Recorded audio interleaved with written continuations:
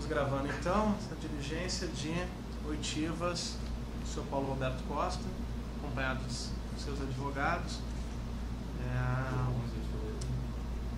Nós vamos, hoje é quarta-feira, 11 de fevereiro, nós vamos fazer a digitação dos termos, né, e também está sendo gravado.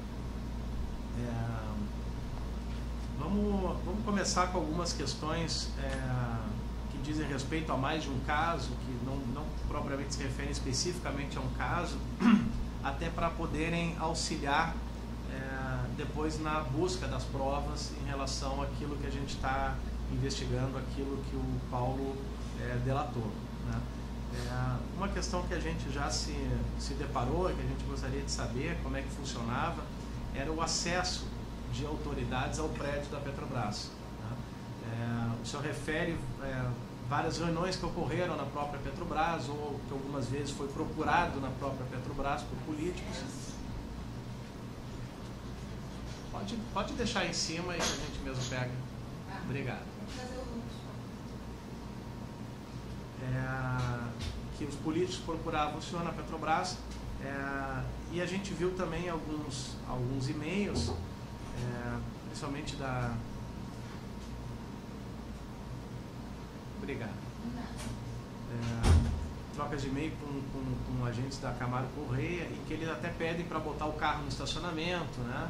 Então a gente queria saber como é que funcionava o acesso, se ficava algum registro dessa visita dos políticos à Petrobras para falar com o senhor, ou numa reunião previamente agendada, ou eventualmente sem agendamento ele procurava o senhor. Como é que funcionava isso? Vamos deixar um microfone, eu acho que aquele lá pode ficar aqui, né? Esse aqui é?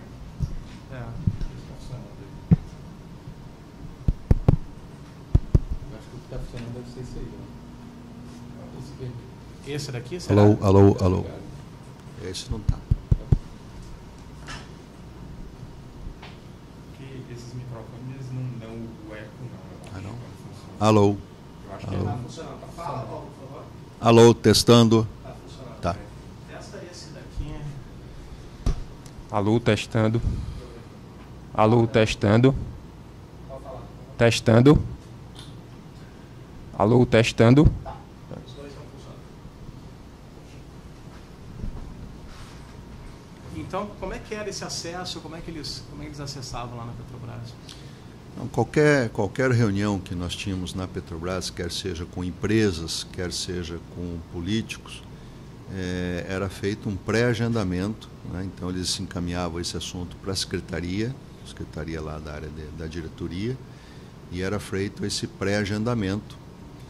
E também, volta e meia eu tinha que estar em Brasília para reuniões do Ministério de Energia e outras reuniões que existiam em Brasília. E eu atendia também a pleitos de, vamos dizer, pleitos de reunião de empresas e políticos no escritório da Petrobras em Brasília. Então isso servia para mim como servia para todos os diretores da Petrobras. Às vezes eu tinha também que ir a São Paulo resolver algumas coisas em São Paulo. Então a Petrobras tem um escritório em São Paulo. Também havia reuniões marcadas com empresários e com políticos em São Paulo. Então isso que eu estou falando para mim servia para todos os diretores da Petrobras, como também para o presidente da companhia. Então eram reuniões pré-agendadas no Rio, Brasília e São Paulo. Então elas possivelmente vão estar na agenda do senhor? Na agenda minha, na agenda do Duque, na agenda do Gabriele, na agenda do Estrela, na agenda de todos os diretores, do Cerveró, de todos eles. Tá. E quando eles vinham aqui não acontecia de algum político eventualmente chegar na Petrobras sem um agendamento para falar com o senhor? Olha, muito raro. Muito raro. Posso dizer que não tenha acontecido, nos 8 anos que eu passei lá, não posso dizer que não tenha acontecido, mas normalmente era agendado, porque o trabalho nosso lá era muito pesado. Então, às vezes eu tinha 8, 10 reuniões por dia. Então não dava para chegar sem agenda. Entendi. Pode ter ocorrido algum caso, mas não era comum. Tá. E aqui na Petrobras, aqui no Rio, no prédio aqui, eles Eles entravam pela garagem, entravam pela portaria, eles deixavam registro? Normalmente eles vinham de carro, aí tinha que ter uma autorização da secretaria lá minha para a entrada do carro, então orientando o pessoal da guarita lá de baixo para o carro entrar. Então ele tinha que dar já o nome do motorista, tinha que dar a placa do carro, para o carro poder entrar na garagem da Petrobras. Normalmente funcionava assim. E aí dali ele pegava um elevador direto, não passava pela portaria, então não teria registro? Não, ele passava vamos dizer, na sala VIP da Petrobras, tem lá secretárias que dão o crachá para a pessoa lá. Então esse registro normalmente fica lá nesse ponto lá. Na sala VIP da Petrobras? Na sala VIP que tem o elevador privativo. Ali ela dá um crachá e ele se identifica, então ele deixa... Sim. Sim. Então, por exemplo, um político, o senhor referiu que o senador Lindenberg teria ido lá. Foi, mais de uma vez. Mais de uma vez. Provavelmente foi esse o procedimento de entrada dele. Provavelmente ele deve ter ligado, ou a secretária dele, ou alguém ligou para a minha secretária, agendou, falou que carro que ele ia, que hora que ele ia, e aí a secretária liberou para a vigilância lá na parte de baixo, para ele poder entrar. E aí nessa recepção VIP lá, então, ele teria um registro lá dele? Possivelmente. Tá certo. Tanto lá quanto na agenda da secretária. Isso ocorria também nos escritórios de Brasília e São Paulo? Mesma coisa. Mesmo procedimento? Mesmo procedimento. Tanto em Brasília quanto em São Paulo, o procedimento é igual. Inclusive de registro. Também tinha um acesso VIP? Um pouco diferente. Por exemplo, Brasília só tem um elevador, então é um elevador comum para todos, né? São Paulo também não tem elevador VIP, é um elevador para todos. Então tem um pouco de diferença, mas o critério de acompanhamento é igual. Mas aí nesses casos eles fariam um registro na portaria do prédio também para ingressar? Sim. Em Brasília tem na parte de baixo lá tem uma secretaria onde faz o registro, em São Paulo idem. Só complementando essa parte, quando o senhor se deslocava para essas reuniões em Brasília e em São Paulo, sim, havia algum tipo de registro? O senhor solicitava passagem ou ia num jato particular da Petrobras? Como é que 99,999% avião de carreira. Certo. As passagens eram emitidas pela Petrobras? Sim. Perfeitamente. Avião fretado era alguma coisa que quando ia com o presidente da companhia, com a diretoria toda, às vezes tinha problema de avião de carreira, a gente ia no avião fretado. Mas 99,99% das vezes era avião de carreira. Mais alguma questão? Sérgio? Não, Rodrigo? Bom, vamos passar então para a questão do... o senhor refere, e o Alberto Youssef também refere, que por volta de 2006 houve um movimento para retirá-lo da diretoria. Sim. Que esse movimento foi enfrentado com a busca de apoio pelo PMDB. Eu queria que o senhor explicasse um pouco como que foi isso, precisasse um pouco o ano ou o semestre em que isso aconteceu e como é que foi essa busca dessa sustentação política. Bom, a minha ida para a diretoria, eu assumi a diretoria lá no mês de maio de 2004. A diretoria tinha assumido, né, com o primeiro mandato do governo Lula em janeiro de 2003. Então eu não entrei na diretoria quando o presidente Lula entrou. O diretor que me antecedeu, ele era ligado ao PSDB, que era o diretor Rogério Manso, ele era ligado ao PSDB. E foi o único diretor que ficou. Por que ele ficou? Petrobras ficou com medo, né, de colocar uma outra pessoa numa área muito sensível, que era a área de abastecimento. O que é a área de abastecimento? A área de abastecimento é você suprir o Brasil de derivados. Então, se faltar 1 litro de gasolina, de diesel, 1 grama de GLP em qualquer lugar do Brasil, lá do Chuí ao Oiapoque, aí, a culpa a princípio, é do diretor de abastecimento. Então, vamos dizer, suprir esse país é uma dificuldade extremamente grande. Você pega outros países, por exemplo, Estados Unidos ou vários países da Europa, e vamos pegar Estados Unidos, que tem uma dimensão continental parecida com o Brasil. Os países da Europa são muito pequenos. Os Estados Unidos é suprido por N empresas de petróleo. Não tem uma Petrobras para suprir os Estados Unidos inteiro. E o Brasil aqui tem uma empresa para suprir de derivados o Brasil inteiro.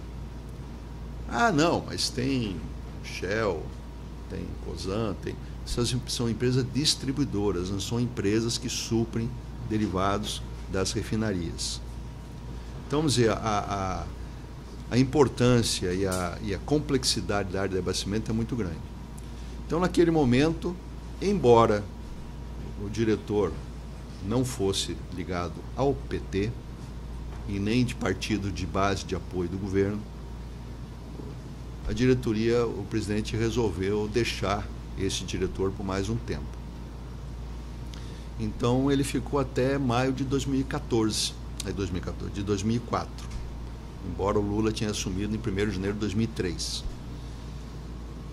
Eu tinha uma carreira toda dentro da companhia, antes de assumir a diretoria, uma carreira que eu me orgulho muito dela e que eu não tive nenhum deslize, nenhum problema. Meus problemas começaram quando eu fui indicado para a diretoria. Por quê? Porque não existe, né, até aquele momento que eu assumi lá, não existia possibilidade de um diretor ir para uma diretoria se não tivesse respaldo político.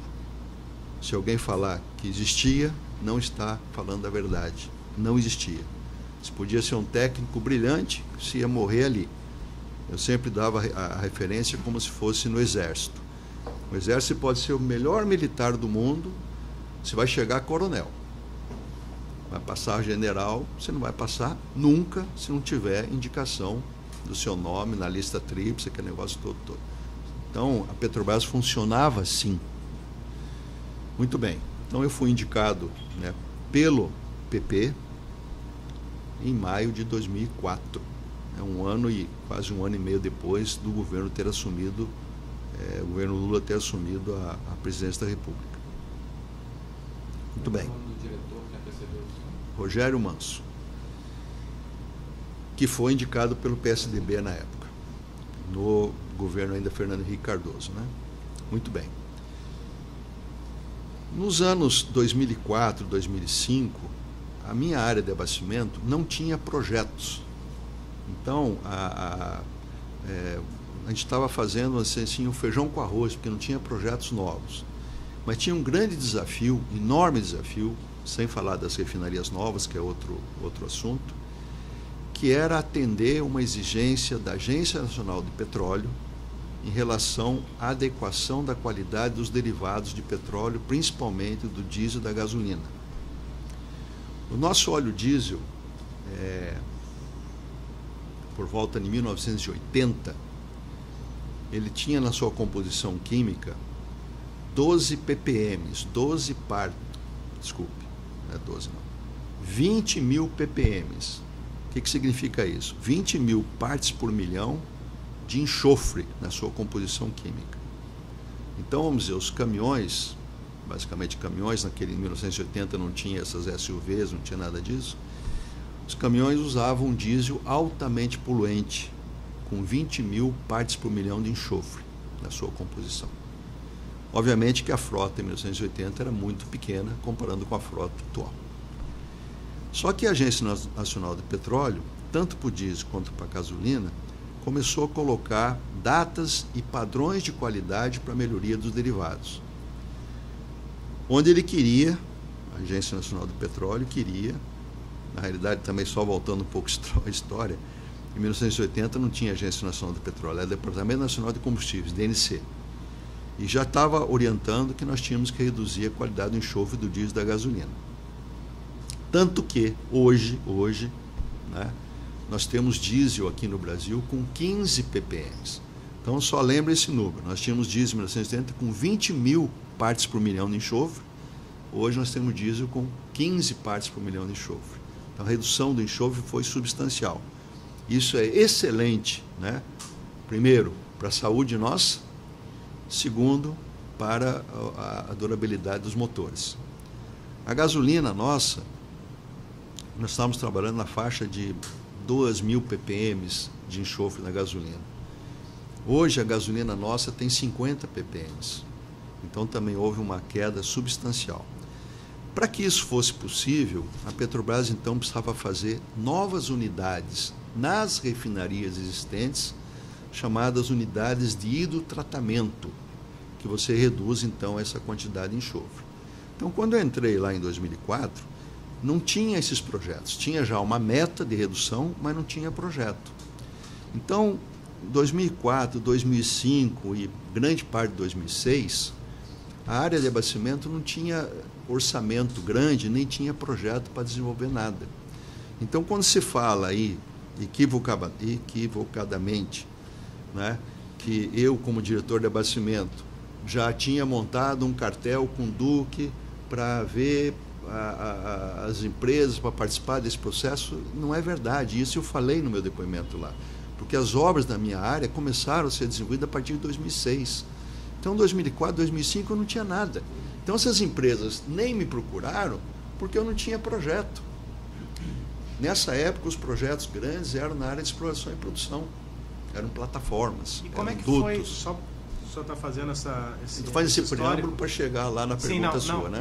Mas aí, já que o senhor está fazendo histórico, eu quero... o senhor entrou em 2004. Como é que foi? O senhor disse que precisava de apoio político. Como é que foi esse apoio para o senhor assumir a diretoria em 2004? Como é que foi?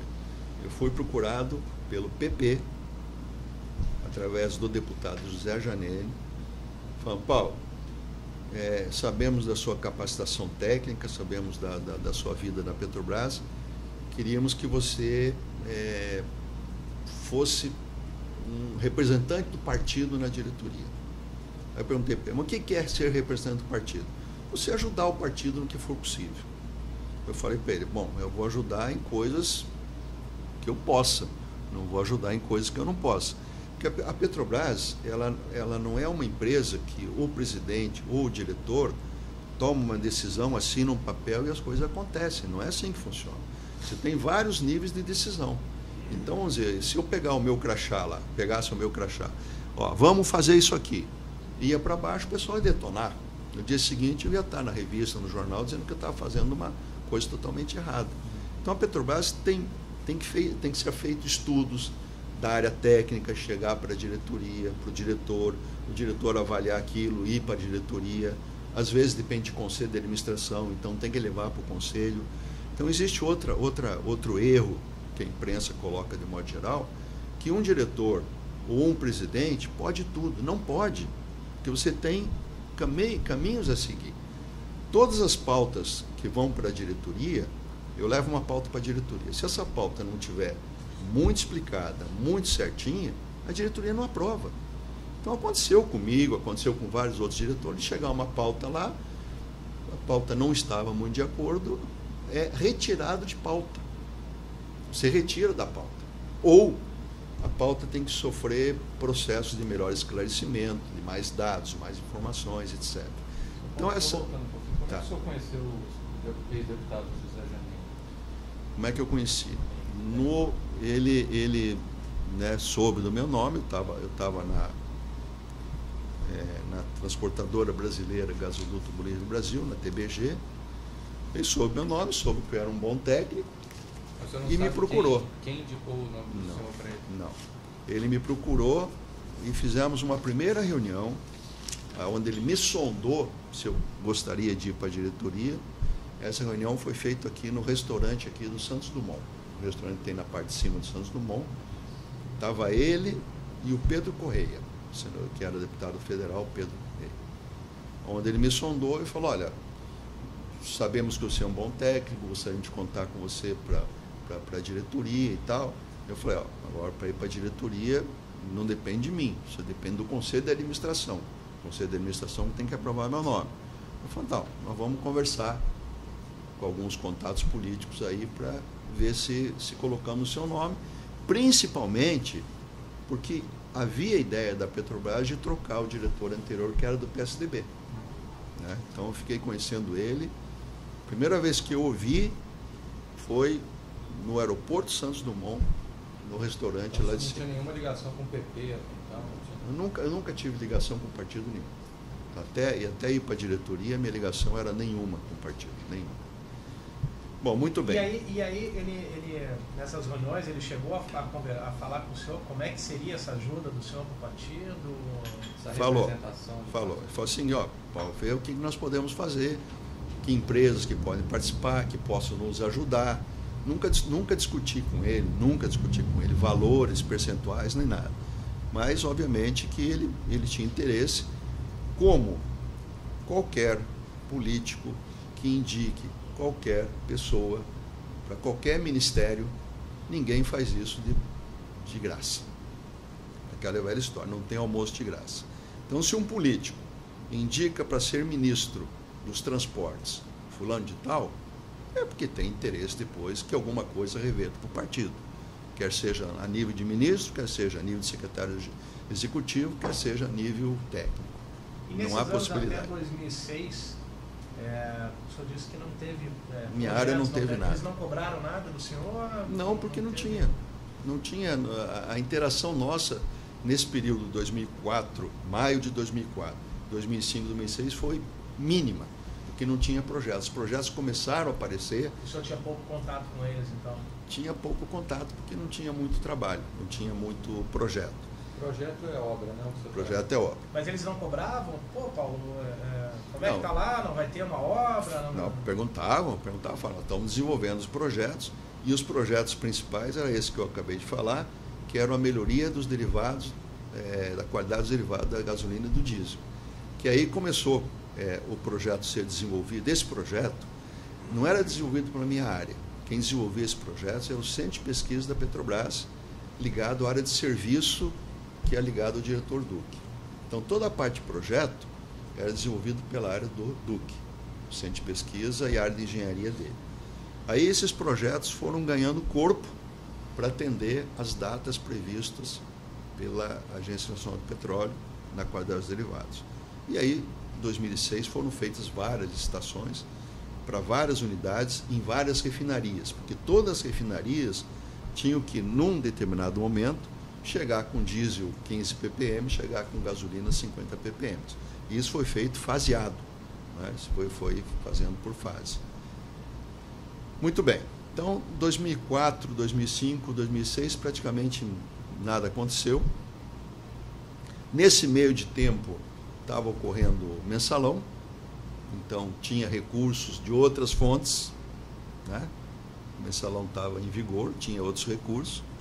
Aí de 2006 para frente começaram a aparecer os projetos na minha área. Agora, na área de exploração e produção, que são plataformas, dutos, a Petrobras focou e deu prioridade nesse período nessas áreas. Então, muita coisa foi feita de outras áreas, não comigo, mas foi feito. Principalmente na área do Duque, na área do Estrela, que era a área de IP e a área de serviço. Que todas as obras da Petrobras, todas, né, de grande porte, quer seja para a área de abastecimento, quer seja para a área de exploração e produção, quer seja para a área de gás e energia, quem faz o projeto, quem faz a contratação, quem faz a execução e fiscalização é a área de engenharia. Então, vamos dizer, as áreas fins contratam a área de engenharia para fazer isso.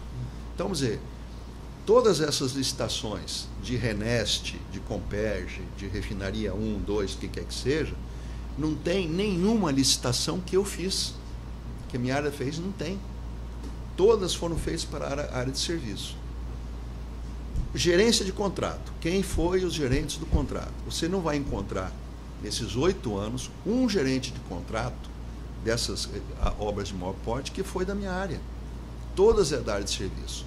Fiscalização. Quem era que fiscalizava a Odebrecht, a Camargo, não sei o quê, no empreendimento tal? Gerentes indicados pela área de serviço do Duque. Medição. Quem faz a medição? Eles. Quem faz a proposta de aditivo? Eles. Aí fala, pô, mas peraí. E você faz o que na área de abastecimento? Eu era o dono do orçamento. O orçamento, quando o conselho aprovava, ó, no plano 2010, 2014, a área de abastecimento vai ter X bilhões aqui de dólares, a área de EIP vai ter Y, a área de gás e energia vai ter Z. Eu sou responsável pelo orçamento, mas eu não sou responsável pela contratação, eu não sou responsável pela execução, pelos aditivos, não sou eu responsável. Agora, claro, quando ele chega lá com aditivo, que é uma coisa maluca, o pessoal meu ia ver, porque eu tinha que responder pela parte de orçamento. Então, isso que de vez em quando, ainda eu vejo pela imprensa, que não está claro. Aí até foi interessante, nesse período aí, a Venina, que trabalhou comigo lá, deixou claríssimo isso perante o juiz Sérgio Moro, que a área minha era responsável pelo orçamento, que nós não tínhamos responsabilidade nem na fiscalização, nem na contratação, nem nos aditivos. Né? Então, isso a imprensa ainda não conseguiu entender, mas é só chegar lá na Petrobras e ver como é que a Petrobras funciona. Né? Bom, mas isso é tudo um preâmbulo para chegar onde que a pergunta é sua. Aí fiquei lá então esse período, pouca coisa a ser feita, obviamente que os políticos chegavam, e aí Paulo, quando é que vai ter? Está fazendo o projeto, deve ter licitação, possivelmente em 2006 comece a ter os projetos maiores e tal, e eles tinham que se contentar com aquilo porque não tinha mais nada diferente. Né? Agora, obviamente que nesse período aí tinha uma outra fonte de suprimento, que foi o mensalão. Muito bem. Só esclarecendo ainda, as outras áreas, a de serviços, exploração e produção, foram desde o início do governo Lula ocupadas por pessoas ligadas ao governo, ou a situação foi a mesma que aconteceu em relação à sua? Tinha gente do PSDB remanescente ainda? Não. A diretoria de serviços, que era o Renato Duque, vamos dizer, todos os diretores assumiram em janeiro de 2003. Só quem assumiu em maio de 2004 fui eu. Certo. Foi a única diretoria que ficou pendente. Que ficou um cara lá do PSDB. A diretoria de serviços, que era o Renato Duque, foi indicado pelo José Dirceu. A diretoria de gás e energia, que era o Hildo Sauer, foi indicado pelo PT, ele era quadro do PT. A diretoria de exploração e produção foi indicado uma pessoa que era o presidente do diretório do PT de Nova Friburgo. Desculpa, é gás? A diretoria chama gás? Gás e energia. Então, repetindo aqui. Diretoria de Engenharia e Serviços, Renato Duque, indicado pelo Zé Dirceu. PT. Diretoria de Gás e Energia, Hildo Sauer, indicado pelo PT. O Hildo Sauer foi ele era, na época que estava se preparando, Lula ganhou as eleições, e aí assumiu em janeiro. No período que ganha as eleições até em janeiro, o governo se reúne para preparar o modelo de governo, aquele negócio todo. E ele foi responsável, era um dos responsáveis que o Lula indicou para trabalhar na área de energia, Hildo Sauer. Ele era professor da USP, na área de energia. E ele estava tudo caminhando para ele ser o ministro de Minas e Energia, que ele ajudou a montar o programa do PT para o assunto energia. Só que, por não sei que cargas d'água, teve uma apresentação, nesse período, da secretária de energia do governo do Rio Grande do Sul para o Lula. O governo do Rio Grande do Sul, naquele problema de apagão que nós tivemos em 2001, o governo do Rio Grande do Sul se saiu bem nesse processo e tal, aquele negócio todo. Então, essa secretária de energia do Rio Grande do Sul, o Lula chamou para fazer uma apresentação para ele. Aí essa secretária chegou lá com laptop e tal, bem avançado em tecnologia, e fez uma apresentação para o Lula. E o Lula gostou muito da apresentação que ela fez. E aí, em vez de assumir o Ministério da Minas e Energia, o Hildo Sauer, assumiu o Ministério da Energia a secretária, chamada Dilma Rousseff. Então, o Hildo Sauer nunca aceitou isso. Então, o relacionamento do Hildo Sauer com a ministra, na época de Minas e Energia, Dilma Rousseff, que era presidente do Conselho de Administração A Dilma Rousseff assumiu o Conselho de Administração da Petrobras em 2003 e foi presidente do Conselho até 2010. Então, assuntos da Petrobras que dependiam do Conselho, se foram feitos de forma certa ou foram feitos de forma errada, ela acompanhou tudo, porque ela era o presidente do Conselho. E se outros problemas ocorreram na Petrobras, ela deveria saber, porque ela era o presidente do Conselho, né? Então houve uma rixa muito grande entre o Wildo Sauer e o senhor alguma vez conversou com ela sobre esse esquema da caracterização? Não, nunca. Essa relação entre Wildo Sauer e Dilma Rousseff foi muito desgastante. Tanto que nas reuniões, às vezes, saía faísca nas reuniões, porque a gente participava das reuniões de conselho, os diretores, embora não fosse membro do conselho, o conselho chamava a gente para esclarecimento, que negócio todo. Então eu vi muitas faíscas entre os dois, até que em um determinado momento o Wildo Sauer deixou de participar da reunião do conselho, para não ter mais desgaste. Tinha reunião do conselho e ele não ia. E até mais na frente, o que aconteceu? Dilma Rousseff tirou o Wildo Sauer e colocou no lugar dela Graça Foster, no lugar dele Graça Foster, que era amiga da Dilma do tempo que ela era secretária do Rio Grande do Sul. A Dilma conheceu Graça Foster lá no Rio Grande do Sul, quando ela era secretária de Minas de Energia do Rio Grande do Sul. Bom, vamos chegar agora finalmente na pergunta. Aí então fizemos pouca coisa, os recursos nesse período, 2003, 2004, 2005, os recursos da Petrobras foram quase que exclusivamente para a área de exploração e produção.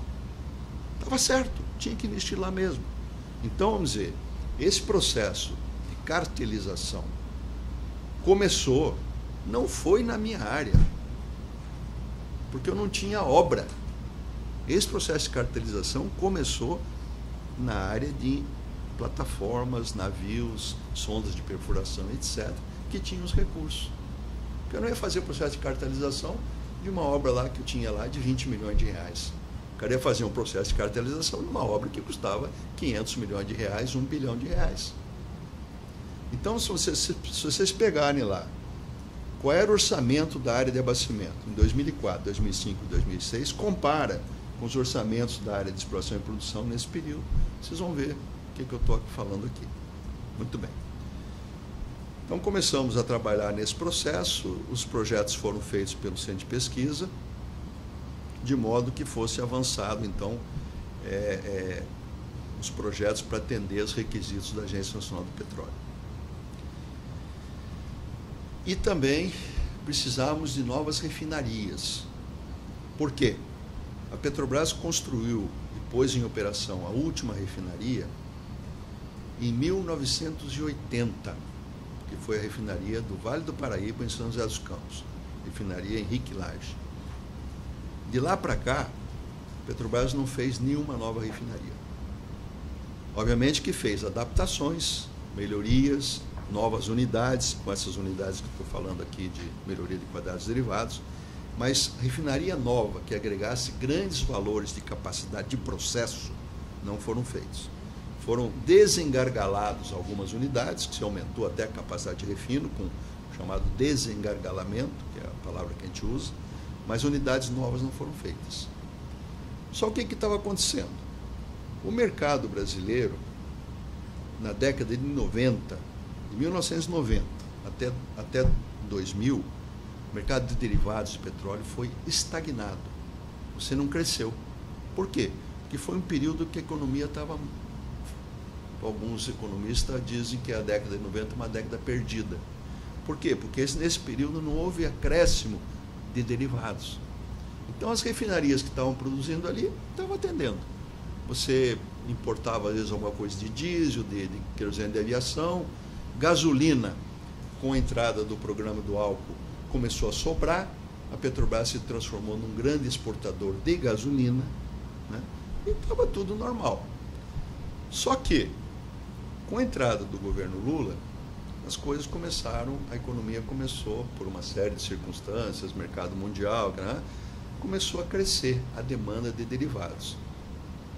E isso levou, por exemplo, no ano 2009 e 2010, a Petrobras suspender as exportações de gasolina e voltou a ser importador de gasolina, mesmo com o programa do álcool, porque você teve que importar gasolina.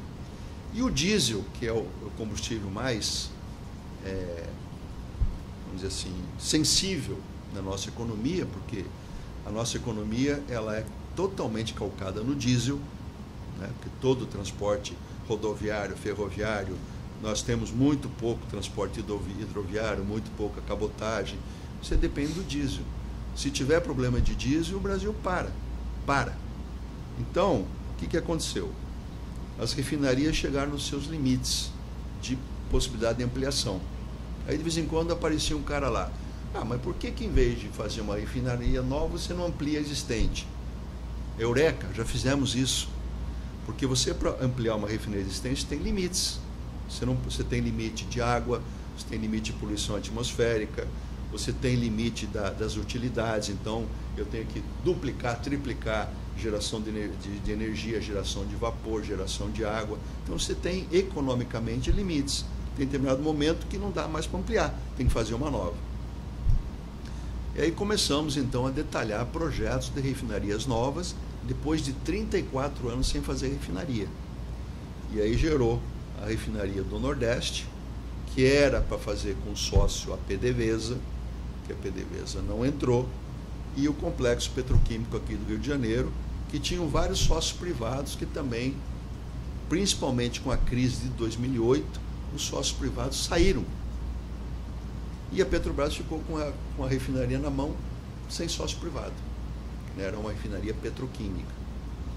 Nordeste tinha a PDVSA, que ia assumir 40% da refinaria. A PDVSA, através do seu presidente da República, Hugo Chávez, não aportou nenhum centavo na refinaria. Só que a refinaria começou a construir, só que eles não aportaram. Né? Muito bem. Então, as obras na minha área começaram para valer final de 2006 para 2007. Então, quando fala, e o pessoal está falando lá nos depoimentos da Curitiba, lá, o Augusto Mendonça, da CETAL e tal, o cartel começou para valer a partir de 2004, com Paulo Roberto e com Duque. Não é verdade o que ele está falando, porque na minha área não tinha obra, então não tinha cartel, ninguém me procurou, nenhuma empresa dessa me procurou, nem Odebrecht, nem Camargo, nem Toyo Cetal, nem Andrade Gutierrez, nem o TC, para conversar comigo, porque eu não tinha importância. A importância que o cara tem é orçamento, é dinheiro. Eu não tinha dinheiro, por que eles iam me procurar? Então não é verdade o que o senhor Augusto Mendonça está falando, que me procurou e que eu definia cartel em 2004. Não é verdade. Bom, desculpa a introdução. Foi a partir de 2005, 2006. Mais a partir de 2006. 2006. Né? E como é que foi esse primeiro momento? Qual foi a primeira obra que começou essa caracterização? Alguma obra dessas melhorias de qualidade dos derivados. Eu não sei te precisar qual, mas começou com essas obras de qualidade dos derivados. Praticamente em 2006, mas eu não sei te precisar qual. Aí o que aconteceu? Precisamos fazer novas refinarias e tal, estudando como é que vai fazer, como é que não vai. Participei de um seminário em Londres sobre a área de refino, onde foi feita uma apresentação de uma empresa, que é a maior empresa privada da Índia, que chama-se Reliance. Essa empresa é muito interessante, porque o patriarca lá começou vendendo roupa de casa em casa. Depois ele viu que isso era um negócio muito bom, aí ele perguntou, vem cá, mas de onde é que vem o fio aqui da roupa para fazer isso? Da petroquímica, era poliéster, essas coisas todas. Aí falou, então vamos entrar na indústria petroquímica. Então, de vendedor de roupa em casa, ele começou a montar uma indústria petroquímica. E aí começou a fazer a matéria-prima para as roupas dele. Aí andou mais um pouco, ele falou, mas qual é a matéria-prima para fazer esse fio aqui? Aí é petróleo. E de onde é que vem isso? Vem de uma refinaria. Ele foi e montou refinaria. Ele montou 2 refinarias de 600 mil barris cada uma. Eu visitei a primeira que estava operando. A maior refinaria hoje do Brasil é em São José dos Campos, que processa 400 mil barris. Esse cara tem 2 refinarias de 600 mil barris, 1.200.000 no mesmo site. Ah, fez a refinaria. Agora, pô, qual é a matéria-prima para a refinaria? Ah, é petróleo. Entrou na área de exploração e produção. Então essa empresa é a maior empresa privada da Índia, chama Reliance. Aí nesse seminário os caras foram lá e mostraram um projeto que eles fizeram, que colocaram uma refinaria em operação em 3 anos. Da ideia do projeto a pôr a refinaria em operação em 3 anos. Isso não é comum em lugar nenhum no mundo. É um prazo muito exíguo, muito pequeno. Aí eu fui, né, eu tinha já contato com eles, que a gente vendia para eles petróleo, para essa refinaria. O petróleo era exportado para lá. Então já tinha relacionamento comercial com eles. Aí fiz um contato e fui visitar essa refinaria com um grupo técnico nosso lá. Falei, pô, estou muito curioso como é que o cara faz uma refinaria em 3 anos. Porque uma refinaria nossa aqui para fazer é 5, 6, 7 anos. Como é que o cara faz em 3? Aí fui para lá. Obviamente que é muita coisa diferente.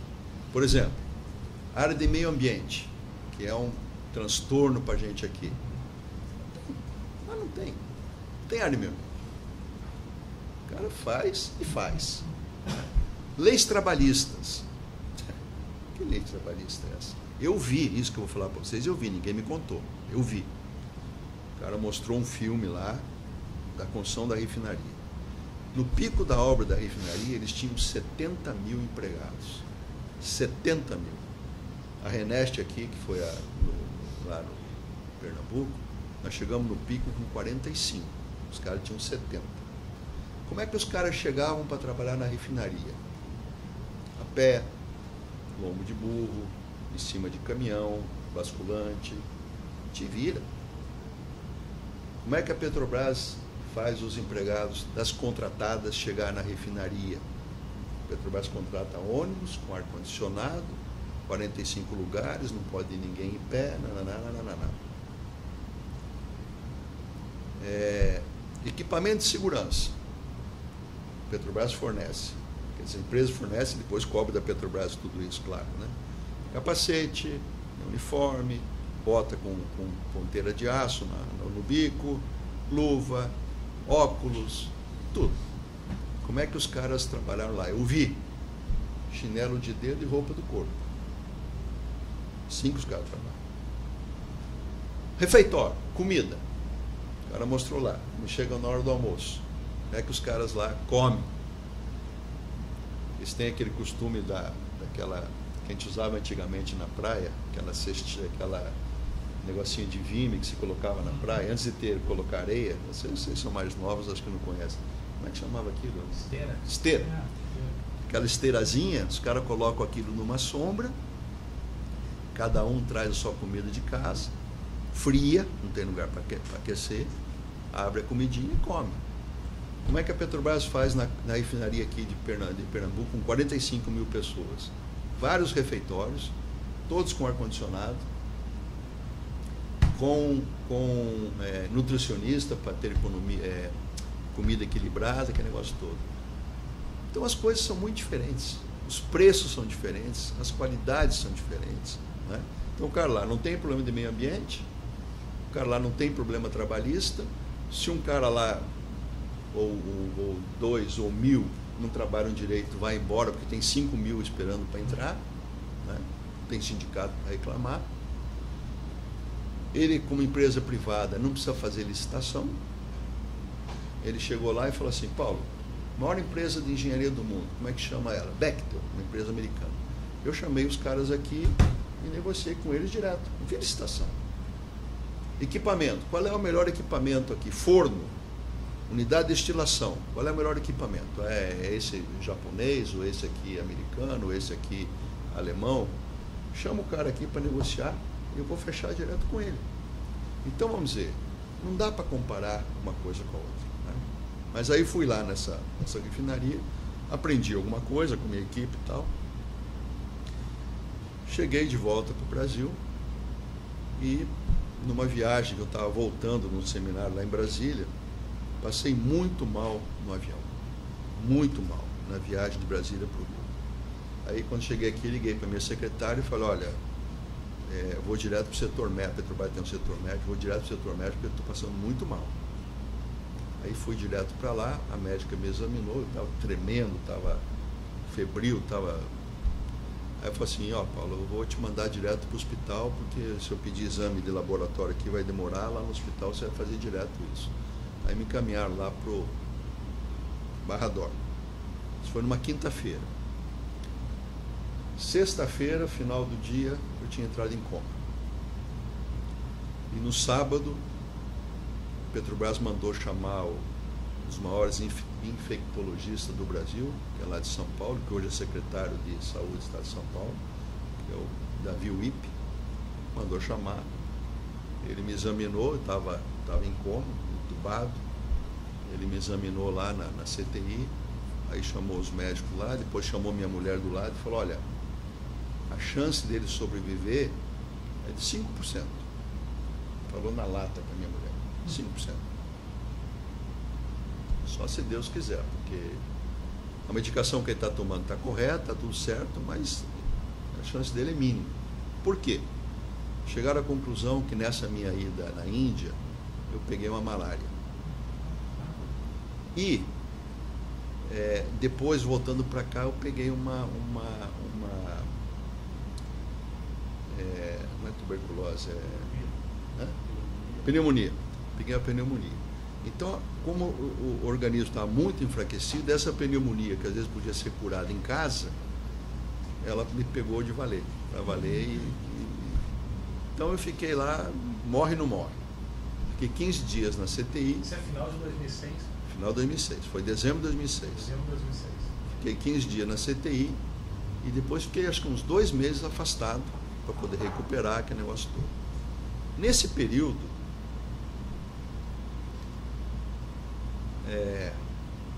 3 gerentes da minha área, você tem o diretor aqui, depois tem os gerentes executivos aqui embaixo dele.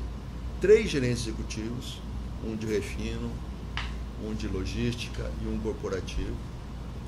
Eu soube depois, né, através de outras pessoas, fizeram N contatos políticos, porque eles sabiam que, vamos dizer, tinham grande ideia que eu não ia voltar. Então já começaram a trabalhar politicamente, porque se não for politicamente, não chega lá, politicamente, para ficar no meu lugar.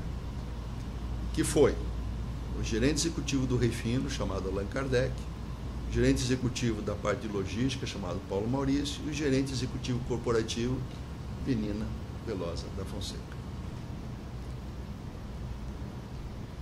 Bom, passaram lá uns 2 meses, meio ainda fraco, voltei, né, voltei para trabalhar. E a atuação mais forte nesse período foi desse Allan Kardec, que era do Refino. Até que um dia ele chegou na minha sala e falou, Paulo, você sabe, temos relação, mas você sabe que eu quero o seu lugar. Falou isso para mim. Eu falei, ó, o meu lugar não sou eu que decido. Quem decide o meu lugar é o Conselho de Administração. Então, eu quero ficar, né? Porque eu gosto do que eu faço. Agora, se você tiver outros contatos, eu não nasci diretor e espero não morrer diretor. Eu não nasci nessa cadeira e espero não morrer nessa cadeira. Isso era já em 2007, então, início de 2007. Isso já no primeiro trimestre de 2007. Então você vê que nesse período de 2004, 2005, 2006 e nesse primeiro trimestre de 2007, eu praticamente não fiz nada desse processo aí, nada. Muito bem. Aí teve aquela confusão para lá, confusão para cá. Nesse meio tempo, lembrar que quem me dava apoio político era o PP. Nesse meio tempo, o PMDB do Senado resolveu me apoiar. Porque tem PMDB do Senado, tem PMDB da Câmara. Não são os mesmos PMDB. Tá? Só uma coisa, então o motivo que o senhor se enfraqueceu na diretoria foi depois dessa doença do senhor, a tentativa das pessoas almejarem seu lugar? Ou teve algum outro evento que fragilizou o senhor no cargo? Não, nenhum. Foi um problema de saúde. E a viagem à Índia foi em 2006? A viagem na Índia foi em 2006 e eu fiquei doente acho que dia 5 de dezembro de 2006. Como é que o senhor soube que o PMDB tinha resolvido dar sustentação? Me procurou. Quem que procurou o senhor? Foi através do senador Renan Calheiros. Então, foi ele mesmo ou alguém Primeiro, falando o nome dele? primeiro alguma pessoa em nome dele, e depois eu tive lá na casa dele. O senhor lembra quem que foi essa primeira pessoa que procurou o senhor? Olha, o contato do senador Renan Calheiros, que esteve comigo na Petrobras, aqui no Rio de Janeiro, e esteve comigo na Petrobras, em Brasília, foi o deputado Aníbal Gomes. E isso consta do meu depoimento. Aníbal O senhor já Gomes conhecia ele? Como é Não. que ele chegou no senhor? pediu uma audiência. Pediu uma audiência. Não falou assunto, só pediu uma audiência do senhor. E aí o senhor recebeu ele e ele disse então que o PMDB do Senado teria interesse em dar sustentação política do senhor. Aí o PMDB do Ele Senado... já sabia então dessa briga pelo seu Sabia, cargo? sabia. O Allan Kardec, ele era muito ligado ao PT. Esse que queria ficar no meu lugar com mais intensidade, ele era muito ligado ao PT. Aí, os contatos que eu tive nesse período aí com os senadores do PMDB, né, foi mais com o Renan Calheiros e com o lá de Rondônia, Amapá. Valdir Raup. Não, Romero Jucá? Romero Jucá. Então tive muitos contatos com o Romero Jucá, muitos contatos com Renan Calheiros. Esses contatos foram na casa do senador Renan, o senhor lembra? Foram na casa do senador Renan e muitos contatos no gabinete, tanto dele quanto do Romero. Lá no Senado, o senhor Lá foi no Senado. Fui. Casa do Isso Renan no em primeiro Brasília. trimestre de 2007. Casa do Renan em Brasília, tive na casa do Romero Jucá em Brasília e no gabinete deles no Senado. Isso é primeiro trimestre de 2007. Talvez segundo trimestre de 2007. Mas início de 2007, não, primeiro semestre de 2007. Possivelmente segundo trimestre de 2007. E aí, nessas reuniões, eles como é que foi? Eles chegaram no senhor e disseram, olha, a gente tem Não, sabendo que tem um movimento para retirá-lo? Sabemos que tem um problema lá, que querem te tirar e tal. A gente acha que você deveria continuar. Já conversamos com o PP a respeito disso. Falaram isso, já conversamos com o PP a respeito disso. Não há nenhum óbice por parte do PP. E achamos que você é um bom técnico, que você poderia continuar lá à frente. Porque se eles me tirassem naquele momento, ia assumir outro PT.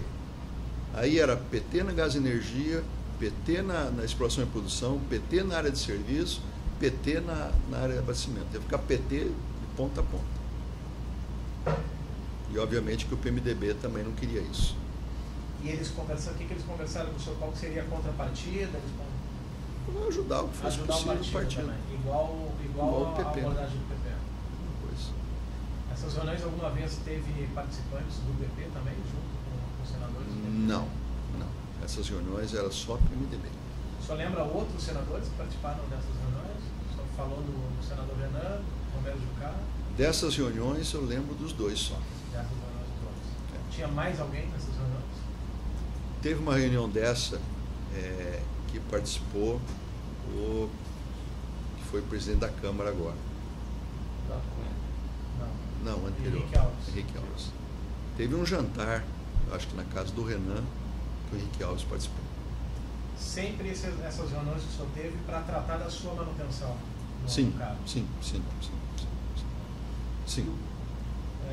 O que se falava tanto, assim, porque foram várias reuniões, está dizendo que foram vários encontros, né? Qual era a perspectiva da área, né? O que ia ter de projetos, né? Como é que as empresas podiam participar. Na realidade... Nessas conversas já se conversava, nesses encontros já se conversava sobre os projetos...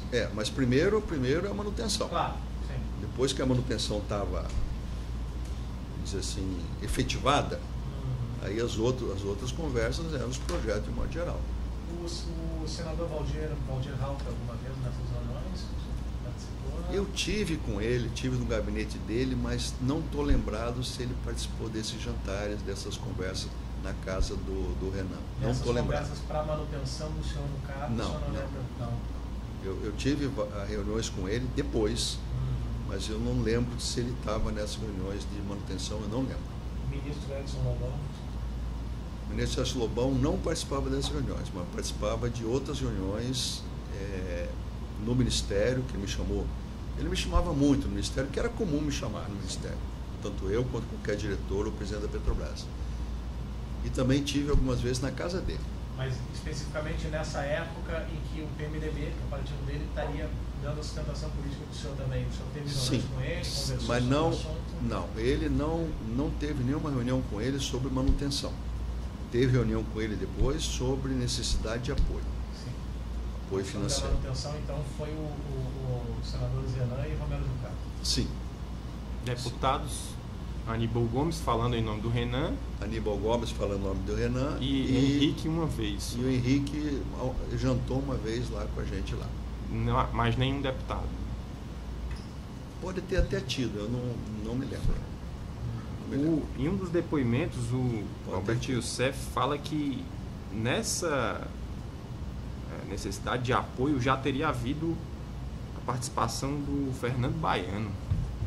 Ficou coisa... O Fernando Ele Baiano já tinha a interação dele aí nessa... O Fernando Baiano, eu conheci o Fernando Baiano em 2005, possivelmente no final de 2005.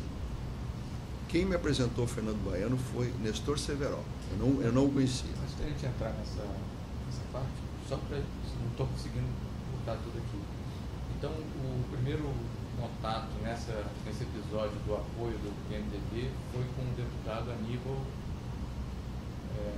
Ferreira Gomes. Aníbal Gomes. Né? Aníbal Gomes, né? Ele me levou direto para o Renan. E onde é que foi esse encontro com Aníbal Gomes? Ou foi aqui no escritório da Petrobras aqui no Rio, ou no escritório da Petrobras em Brasília, não sei precisar. Tá. E aí depois o senhor encontrou pessoalmente com o senador Renan? E com o Jucá. Foi na mesma ocasião ou primeiro foi com o Renan e depois com o Jucá? E esse encontro detalhe eu não sei. com o Jucá e o Renan foi na casa do Renan. Do Renan. Em Brasília. Aonde né? que era a casa do Renan, o senhor lembra? Foi em Brasília, né? Lago Sul, lá, eu não tenho o endereço lá, mas lá em Brasília, a casa dele em Lago Brasília. Sul, né? Eu não sei. E o senhor falou que teve na casa do Jucá também? Também tive uma vez na casa dele.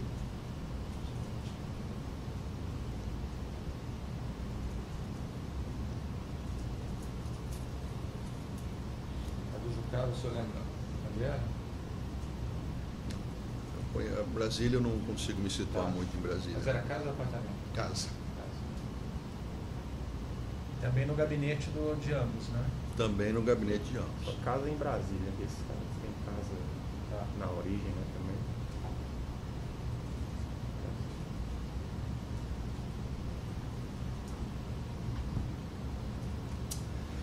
Então, também esteve. A ocasião que estava o Eduardo Alves era na casa de quem? Do Renan. Foi um jantar.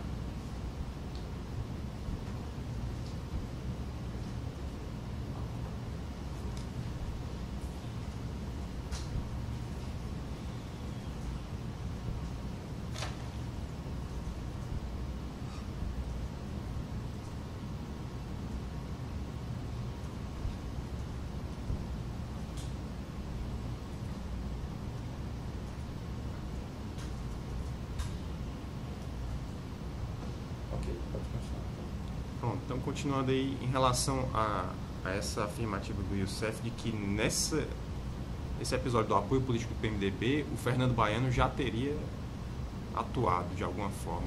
O senhor estava falando como conheceu o Fernando Eu conheci Baiano. o Fernando Baiano em 2000, se eu não me engano, do final de 2006. Quem me apresentou ele, então já próximo ali quando eu fiquei doente, né? Quem me apresentou ele foi Nestor Severo, que já o conhecia há mais tempo. Ele tinha uma articulação muito grande com o pessoal do PMDB. Agora, eu não posso te confirmar aqui, eu não lembro dele ter me falado que ele teria agido para fazer isso. Pode até ter ocorrido isso, mas eu não tenho como te confirmar isso. Mas Ele participou dessas reuniões com o Não. Jucá e com o Renan? Nenhuma reunião que eu tive com políticos, o Fernando Baiano participou, nenhuma. Agora, soube, né, em vários momentos que ele tinha uma articulação muito grande com esse pessoal do PMDB do Senado. Então, é possível que ele tenha feito alguma ação nesse sentido? Mas eu não tenho como confirmar, mas é possível. E o Cerveró o apresentou para o senhor em que circunstâncias? Ele já tinha uma relação muito grande com o Cerveró. Aí o Cerveró falou um dia, porque a sala do Cerveró era porta com porta da minha sala, lá na diretoria. Ele falou, tem um amigo meu aqui que queria te conhecer. Tá bom, atendi um apelo do Cerveró. Aí ele foi lá, falou que ele representava algumas empresas espanholas, ele tinha muita relação com empresas espanholas, Acciona, não sei o que e tal, e queria manter também contato dentro da área de abastecimento. Aí eu fiquei conhecendo ele nesse período, através do Nestor Cerveró. E aí então essas reuniões então consolidaram o senhor no cargo, né? Sim. E aí depois disso então esses senadores entravam em contato com o senhor frequentemente? Como Sim. é que era a relação? Normalmente através do Aníbal. Normalmente através do Aníbal. É o Aníbal que era o contato. Certo?